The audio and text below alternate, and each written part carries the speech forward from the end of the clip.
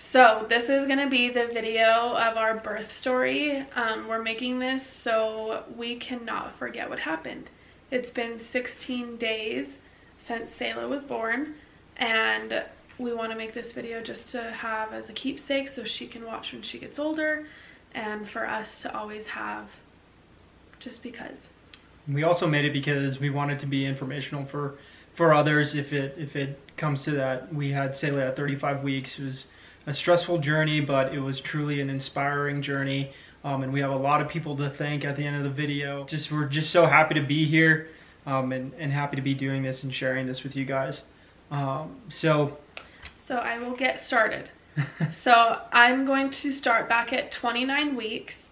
At 29 weeks, I was having a lot of Braxton Hicks contractions that were consistent and close together. They were 2 minutes apart. And so we ended up going to UNM OB triage just to get seen, and they were not dilating me and they were not doing any change, and so they gave me a pill to relax my contractions and I got sent home. And then we were in and out of the hospital that whole week just because the contractions never went away and there was debate on whether or not I had dilated or not. And so that is what happened then. My whole pregnancy, I had a lot of Braxton Hicks contractions, but after, I'd say like 30 to 32 weeks, they kind of started to slow down and not be so consistent. it was interesting during that whole period of time. I told Sophia, I said, you've just got a strong connection to your body and a connection to Selah. And I said, just trust your body, because a lot of the things that Sophia says get kind of played into an existence.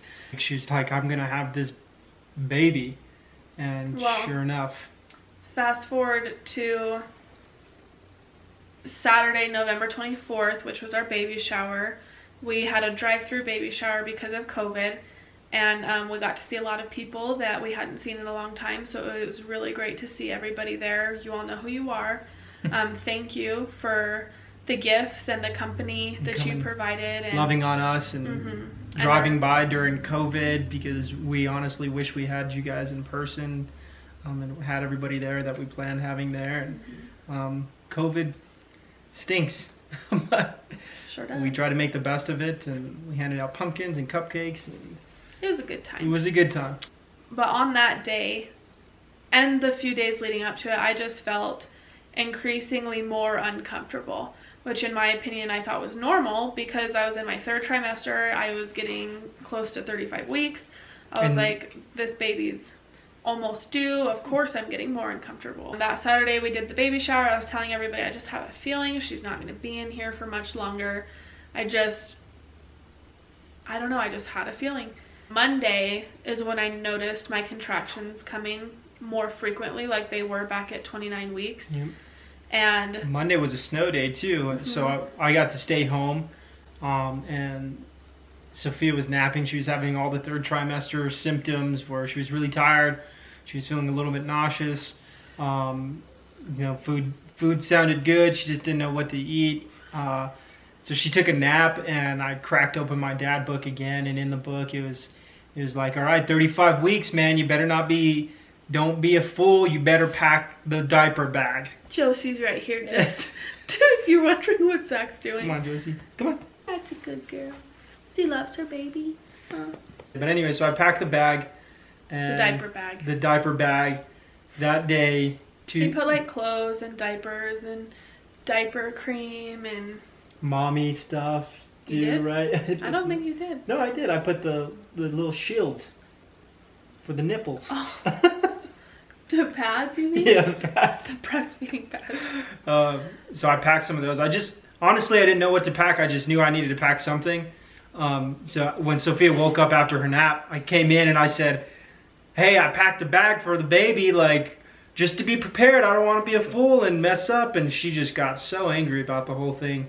Because I knew we didn't need a bag because we were having a home birth. And we have everything here. And in my head, I was like, we're not even going to need a diaper bag for a while because after our home birth, we're just going to be at home.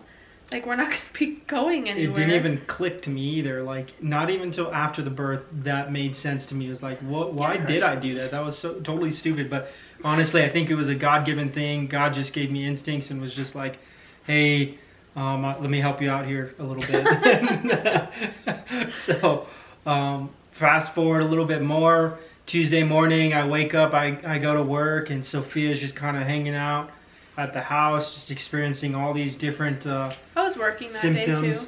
Yeah, she did work. I even told the ladies in my meeting, Jilly and Kaylee, I was like, I don't know, I just don't feel right. Like, I feel off.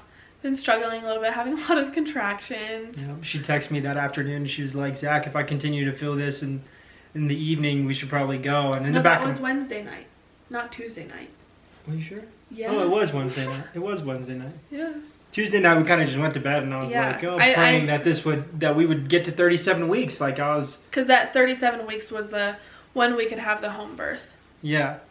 So I was just hopeful for the 37 weeks, but God had a different plan for us. So Wednesday comes along, and I just did not feel good that day. I was having a lot of contractions still, just tired, nauseous, just not feeling good. And so I just laid down and rested and hydrated and just did what my midwife had told me to do previously. And that night, Zach's dad has gotten his phone stolen. And so Zach had to go sort that out. And I was at home, and while he was gone, I had thrown up because the contractions got too much. And they weren't painful, they just were intense. I don't know how to explain them. They were not painful. They were not period cramp-like. They were just the tightening, but they were making me feel super nauseous. And I had thrown up that night, and I told Zach I would feel better if we just went in and got checked, and they told me I'm fine and to go home. Husbands, listen to your wives right here. She knows what she's experiencing. I was kind of like, you're Zach's just like, having are the same... you sure? Yeah. Are you sure we need to go in? And all this stuff. And in all honesty, part of me was like, well, do I? Because should I just go to going bed? back to like 29 weeks, we thought she might have been experienced those high contractions like she did at 29 weeks, and so we weren't too sure. So we left and we went to the Chick-fil-A, and got some of that the the good Lord's chicken. The Lord's chicken. and, before we had the baby. and so we ate in the parking lot real quick, and then headed to UNMH. And once we got there, I was timing my contractions on the way over there, and they were 2 to 5 minutes apart. Let me pause and say this is God just working in our lives at this point, because we took our time. I wouldn't say it was quick of us eating at Chick-fil-A. We kind of just sat there and we're like, well, should we go? It was just playing in the back of our heads again, like, should we go again? And Zach was almost convincing me that we shouldn't. Yeah, at that point, because we had some food, and like we were a little hangry at that point, and then we had some food, the Lord's chicken, we kind of calmed down, and then we were just like, okay, let's just go, and it might not be a long visit at all. Which is what I was thinking. I was like, they're just going to check me and say, no, you're fine, go home, your body's just doing this thing again. So we get to OB triage, and she's checking in.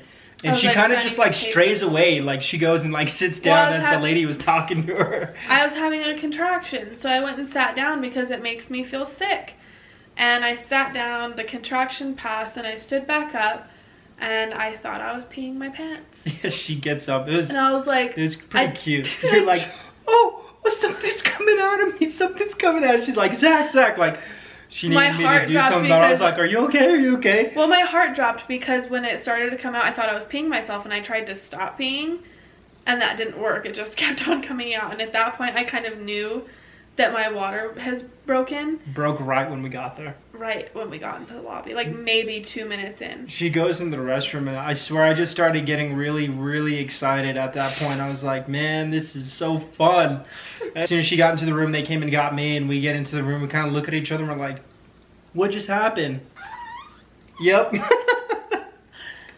And I told Zach, I was like, I don't think we're leaving, because once your water breaks, the risk of infection goes up, etc. And the midwife came in, and she said, well, let's take a look. Sure enough, it was definitely her water. Like, yep, that's your water. And at that point, it just got real. And I stopped. We slowed things down for a minute, and I went over to Sophie and I said, let's pray.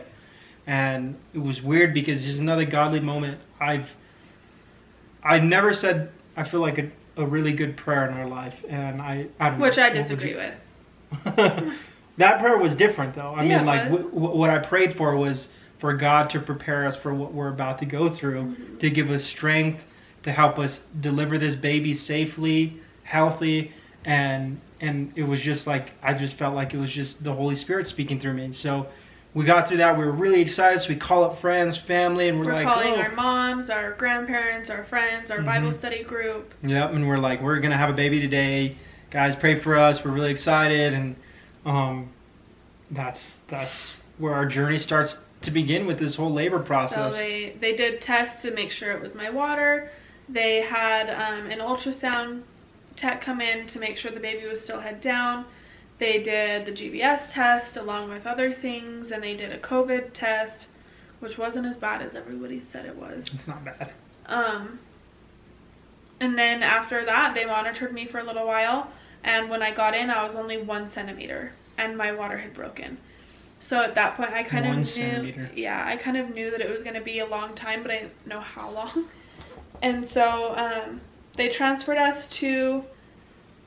Well, another part is IVs. My veins did something weird during pregnancy. They had to poke me 7 times. 7 times To get an IV. It was crazy. Gosh, like one of the ladies that worked there, she was a nurse. She's in like, OB, and she's been there for like 22 and I told years. I was like, I'm a hard stick, just to let you know. She goes, oh, I'm the one that people call when they can't get it. Yeah. I was like, oh, good, like, she'll get it. We were like joking with her, and we're like, oh, like, let's see your 22 years of skills. And then she goes and like pokes her, and she's like, dang. She's like really frustrated. And we're like, no worries.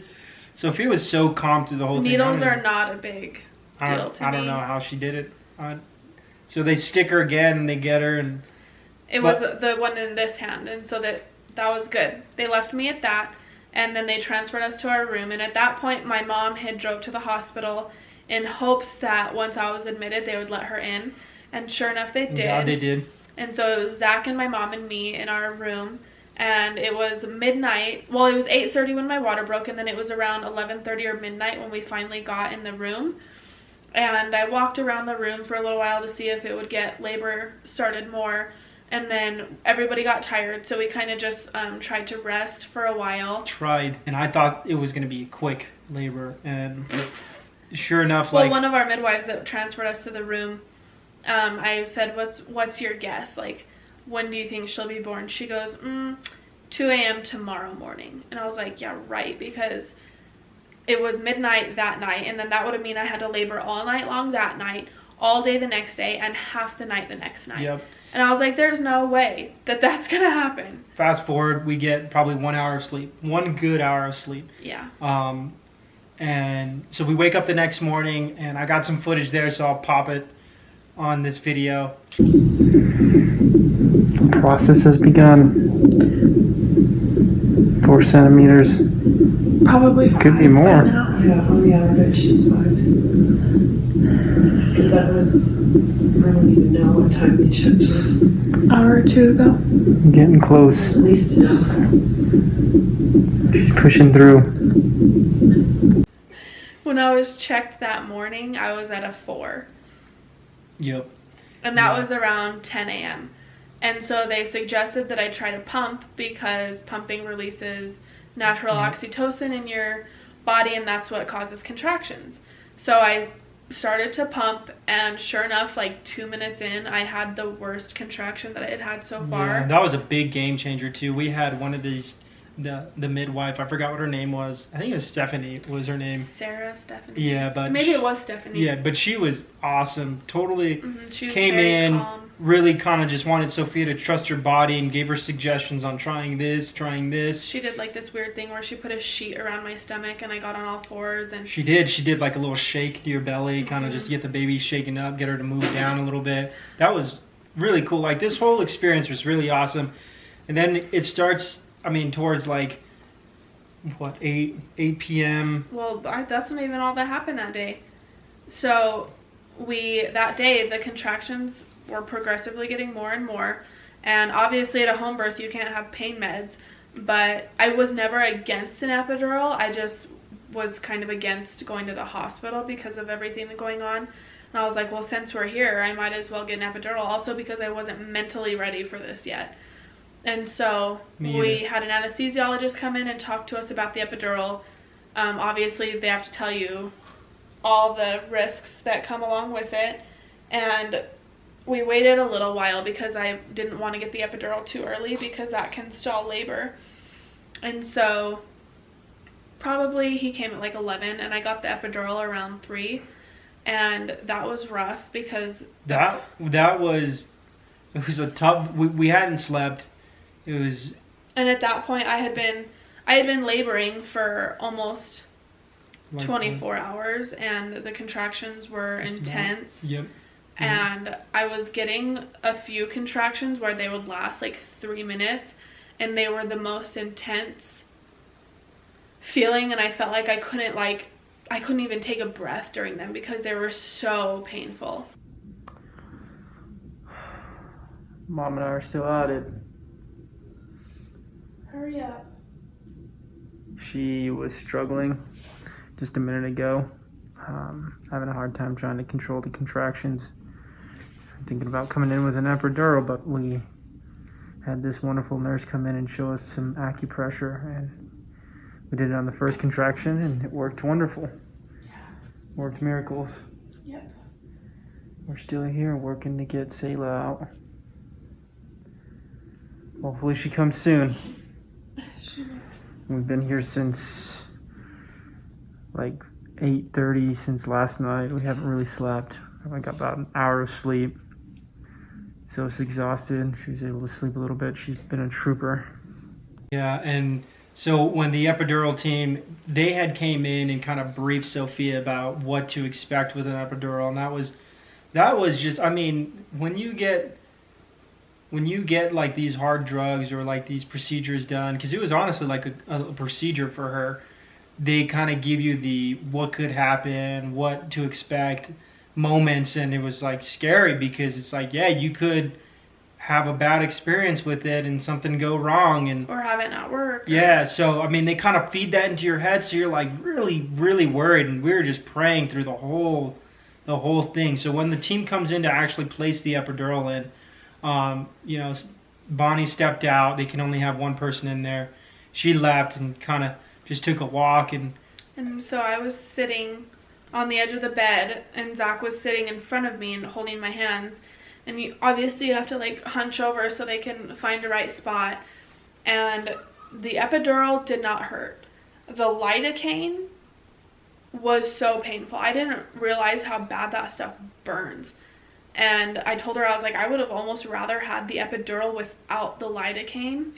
Which maybe not, I don't know. Yeah, but like the lidocaine hurt so bad.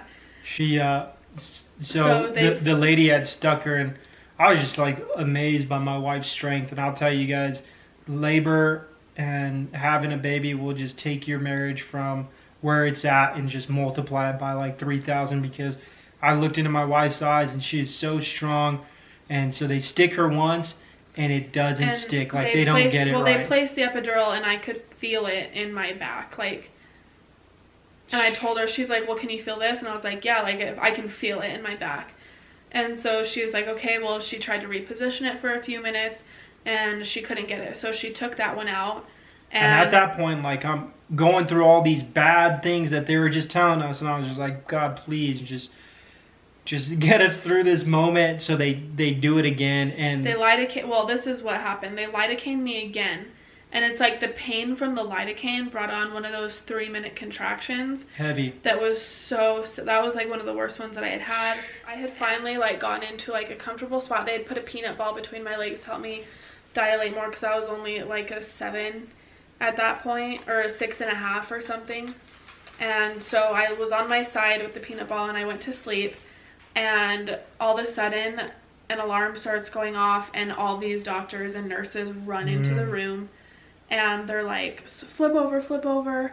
And they took the peanut ball out of my legs, and they were freaking out because the baby's heart rate had dropped really low. And so that was super scary, and that happened 2 more times that night. And at that point, they had brought in a doctor to sign a consent form for a C-section.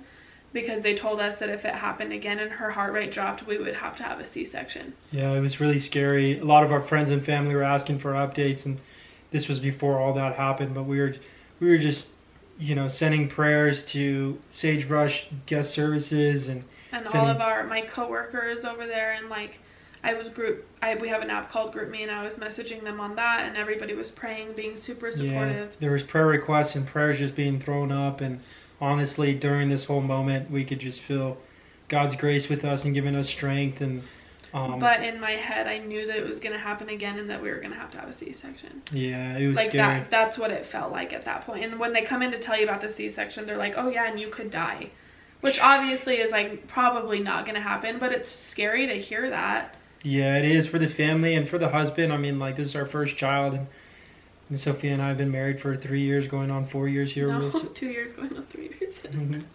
We'll cut that out. Yeah, so being married, it just made you think about so many different things. After that all happens, Soph tries to get some rest. They checked her probably 3 or 4 times to see where she was. And I was at a 6.5 or a 7-ish. I went from a 1 to a 4 to a 6 to like a 6.5. And I was a 6.5 at like 8:30 that night. And so it had been 24 hours and I had only gone to a 6.5, which was super defeating. You're like, okay, how much longer is this going to last? When she got to a 7, we were like, man, this is going slow. And then I think it was about like maybe it was like 10 o'clock. 10 o'clock, right? Because you started pushing around 11. 11:30. Yeah. So at 10, she went from a 7, or at 9, she went from a 7 to a 10, and then at 11, in about an hour. So right when it was 11, we're like so tired. Bonnie was just drained. We get into they're like, all right, time to go push. Well, anybody who knows my mom knows that she does not do good on no sleep, and neither do I. But I was laying in bed sleeping, and I just felt pressure. I was like, okay, like I think I'm done, and I was like, but maybe not, because it's taken me so long to get to a 7. I was like, we're probably not done, but I feel like we are. So I was like, Zach, go get the midwife, because I feel like I'm done. I need to push. And he's like, okay. So he goes and gets a midwife, and my mom says that she's like thinking probably not a 10, maybe like an 8 or a 9. And the midwife came in and checked me. She's like, oh yeah, you're a 10. Like, let's go push. Everybody starts coming in. They're like, oh, excited, like super excited. And all the nurses were really great at that point, and they're getting us ready to go in to go push. This is the other part of that, is we were not allowed to deliver in the room. We had to deliver in the OR because she was 5 weeks early. Yeah. And if something happened again, that they were going to be prepared to do a C-section. Yeah, they're a great team. Like the NICU worked with labor and delivery and the midwives, and they all knew what to do. UNM was great. We get in there, we're getting ready to push. It was a long pushing process. 2.5 hours. Yeah, and it was crazy because like we weren't making progress, and Sophia was like, this sucks. Like, I can't do, she kept saying, I can't do that. I said, you can do this, baby. Her mom was looking at her, giving her so much good information. You know, we're like, I was like looking down, and I was like, push. I could see it, and we saw a little hair. And at that point, I was so annoyed at everybody telling me, push. I was like, shh, like, I know what to do. Everybody just be quiet so I can just do what I need to do. She looked over at me.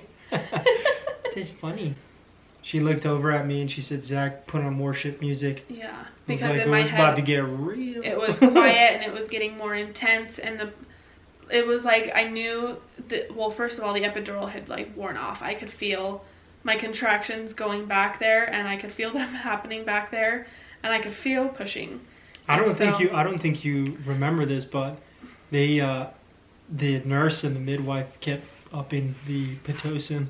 To get it moving. Yeah, I didn't know that. They did, because it was at like a 1, and then when you got in there, they upped it to 2. You weren't really moving too much, so one of the midwives had to like step out, go deliver another baby, and then came back. It was this woman's 5th baby, and she's like, I'll be back in like 5 minutes. I was like, yeah, right. So she was really back in like 5 minutes. Yeah. And then she's like, all right. So she like looked at the nurse, and she was like, so they kicked it up another notch. She's at like a 3, and then Sophia had another contraction, and then they're like, push, push, and the midwife did something to Sophia, and then all of a sudden it just starts coming. She did something to me.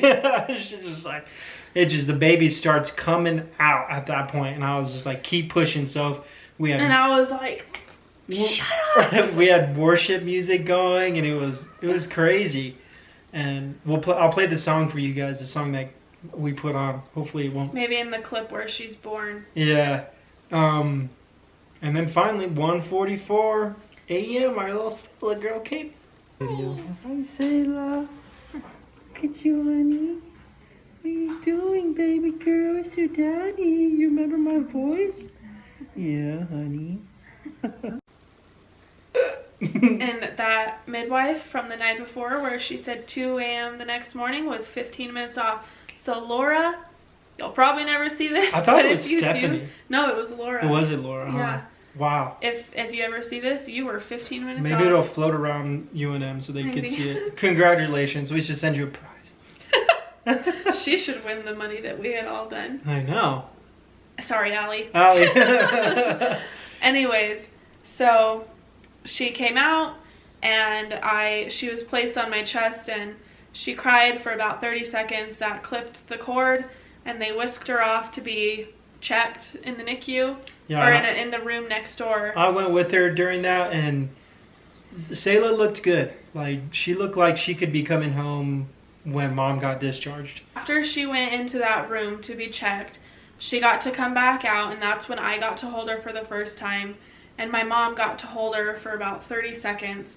And then after that, they took her to the NICU step-down unit, where she was going to be for the next week. We didn't know it was going to be a week. I thought it was going to be a few days, especially since she was born. They're like, oh, she looks great. She's breathing on her own. She's crying. She's a good color. She was, at 35 weeks, she was 5 pounds, 11 ounces, and 19 inches long. So she was not a small baby. And in my head, I was like, great, this is all such good news. Like, we're going to be in and out of this joint. And that night, we went back to the room to where we were admitted, and I changed my clothes, got all situated and cleaned up, and I went to go see her because we both couldn't be up in the NICU at the same time, which was really sad. So that night, I got to hold her, etc., and then our stay from there was really hard. We had the best nurse the first day. Her name was Kristen, and we're friends on Facebook now. And so Facebook friends. Thank you, Kristen. Yeah, for Kristen, you made a big difference in our journey. Supportive and joking around with me when we were just sitting there doing nothing all day except for staring at the corner of the wall. I feel like you trusted us as parents, newly parents. Like, you were just like, yeah, you guys got this, and kind of just gave us confidence. It was really nice. And so thank you to her. And then our stay was, I mean, in a quick summary, she ate really well the whole time. She had some issues with reflux, which caused her to have bradycardias, which means her heart rate would drop, which was scary. So in order to fix that, we had to stay a few days. And then she did have jaundice and was under the lights for 24 hours. But after that, it kind of resolved. They thought she had a blood sugar issue at the beginning, but she didn't. That whole experience was just another test of our faith, our strength, because we wanted her to go home.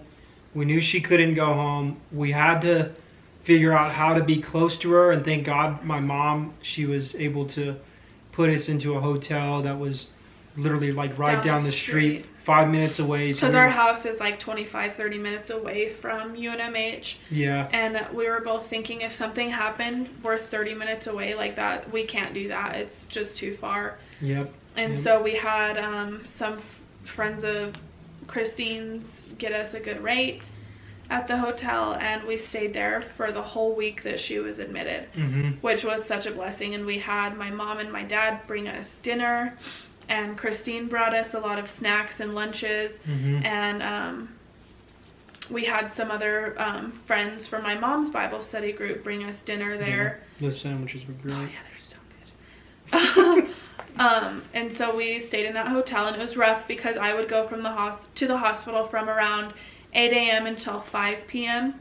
And then Zach would go from like 6 p.m. until midnight every night. And so that was kind of our schedule because we couldn't both be up there at the same time. And so they had told us that we could probably go home that Wednesday. And so it had almost been a week since she was born because she was born that last Friday. So Wednesday I got up, I was feeling super excited, and I was like, we're going home today. This is great news. We are so happy. And then we got there and they're like, you're going to stay for another day or two. So maybe Friday, they said.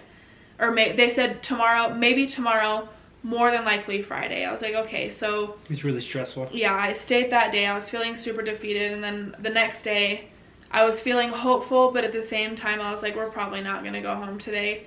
And sure enough, we didn't.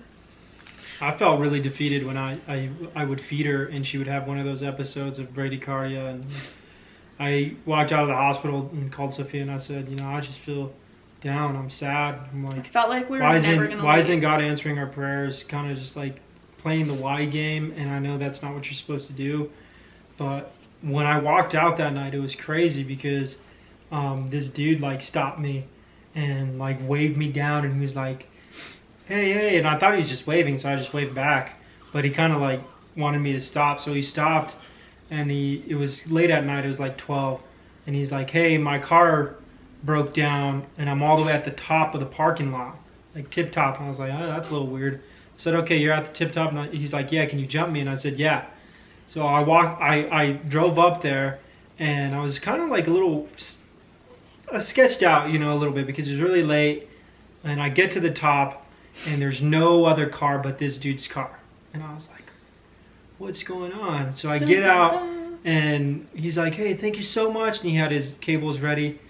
And he's like, oh, my wife just had a baby and my my son's in the NICU. And right there, I was just like, oh, we're not alone. Like, there's people going through the same thing that we're going through. And a lot of it a lot worse, which I'm thankful. And I just told the dude, I was like, man, we're in the NICU too, and we're discouraged, but we're hopeful, and I'll be praying for your son.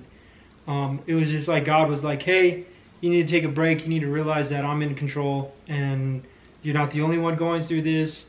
That just be patient. And sure enough, you're just patient, and finally got out on Friday. Which on Friday they made it sound like we were gonna stay for another day, and at that point I told Zach that morning because we were checked out of the hotel at that point. Our week was up, and I told Zach, I was like, if we don't go home today, like, I don't know what's gonna happen. And finally they came in. They're like, you're gonna go home. And at that point, we had done all the discharge stuff. She did a car seat test. They do something called beads of courage, and she got all her beads, and like everything was set to go. And Kristen just got the ball rolling and got us out of there at a good time, which was super nice. And then Mimi and Papa and Uncle Ian and Auntie Kayla all met us at home and got to hold her and meet her for the first time. And my mom, Dante, and my dad came over. So all immediate family came over and got to see her. Got to meet her. Then we started the week of no sleep. Parents, no sleep. We were tired. But still we're getting used to it now. We are. So thank you everybody who brought us food. Yeah. And then everybody on Facebook who was praying for us. Like, you have no idea emotionally what that did for us, to have everybody just like holding us up in prayer. Yeah. It was the most powerful thing that we could ever experience. And we thank you for the love. Thank you for the support. We love all of our friends and family. And thank you, Sagebrush Church as a whole, yep, for being so supportive and kind to us and understanding with, because I work there, just being understanding of this all because we were 5 weeks early. And special shout out to Kaylee for just taking the reins with all of this and my work too. All of the co-workers and my leaders at my work, they just stepped up and were totally there for me and helped me get through it. So Strat Spangler Pacheco, you rock. Video we will show you Selah Jo Valdez. She grunts and squeaks and wiggles all the time. Give her a kiss. We love her and she's loved, and we love you all.